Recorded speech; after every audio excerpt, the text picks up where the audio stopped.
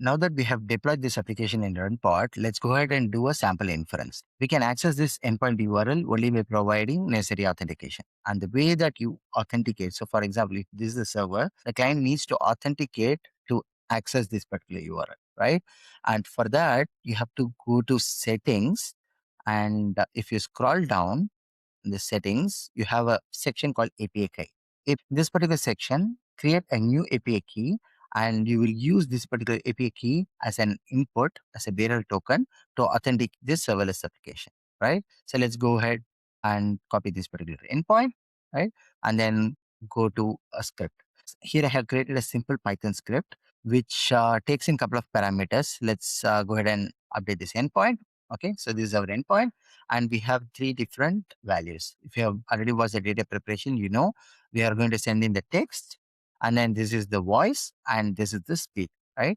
And I'm invoking this method, convert text to speech using API, and it basically creates the payload. And here you can see that I'm providing a authentication using the bearer token, right? And the bearer token is something that I'm getting it from environment variable. And I have already copied this particular environment variable here, right, in the .env file, and loaded it using the load.env. So if you are running this particular script, make sure that you have copied your API key. So we are going to send in a post request to our endpoint by passing in this particular payload, which are these three parameters, right? And then the header, which is the authorization, right? And once we get the response, the input is the text and output is the speech, right? Once we get the response, we construct this audio buffer and then write the response as a wave file, right? Let's go ahead and run this sample code.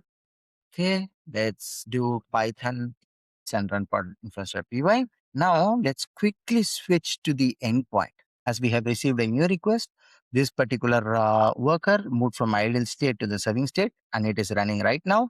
It is going to serve and then move back to the idle state. Okay, now we have the response. Here you can see that the first request almost took 1 minute and around 20 seconds to complete. It is because of the cold start, because the worker is in idle state, and when you send in the first request, it takes time to start this particular worker and then load the image and then do the inference, right? So this is where the option of idle time comes in handy. If you are going to send in frequent requests, make sure that you have higher idle time. Like for example, you can, if we move this particular idle timeout to say 1 minute, then after serving this particular request, you'll be seeing that the worker will wait for 1 minute and then move to the idle state. But eventually, for those 16 seconds, you'll be getting charged, right?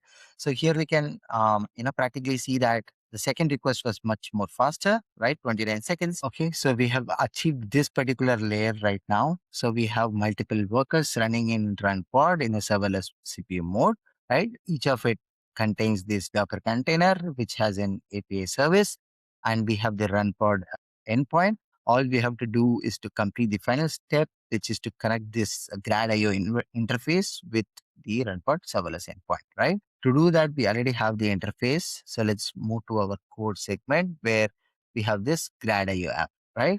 So all we have to do is to change the utility. Instead of sample inference, now we are going to use the RunPod inference, and it's going to be the same method. Okay, so for the test, let's go ahead and edit this endpoint and then increase the idle timeout. So right now the idle timeout is 5 seconds. Let's increase this idle timeout to 60 seconds. That means once we have this endpoint configured with 60, as soon as your worker moves from idle state to say running state, it's going to wait for 60 seconds before it goes back to the idle state, right? So we will be able to send an amplify. Let's load this particular UI, right? Now let's type the first text. This is the sample text, and then hit generate audio, right? This is the first request. Okay, here we have saying that your worker moves from idle to running state, right? It's serving this particular request, right? Let's go ahead, go back and wait for this particular request to be completed. Okay, now around 35 seconds, we have the request output. Since we have set the idle timeout as 60 seconds, our worker is going to be still active. Here we can see still it is in running state. So what we can do is we can quickly duplicate this particular tab, right? And type in the second message. This is the second message, right? and then hit on generate audio. Now the difference is your worker is already active, and you can see that as soon as I hit the message, right, and I'm getting the response within few seconds, right? It's not taking a lot of time. Within 5 to 10 seconds, I'm able to get the response. Let me do it once again. Here you can see that hardly takes 4 or 5 seconds to respond the output. Okay, so we are at the end of this particular series. As you can see, we have completed the entire pipeline. We have sent in a couple of Gradio requests, and it goes to the endpoint, and it scales based on the worker, and then we get the audio output in the user interface. So we have this end-to-end architecture deployed in RunPod serverless.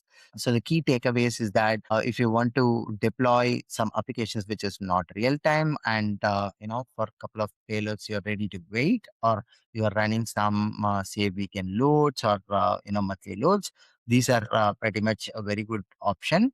And it also supports CPU and GPU modes. So, and you are going to pay only for the time that you are using this particular service, which is great. Thank you very much for watching. And if you really like the content, do hit the like button and subscribe to the channel, and follow a partial for more updates.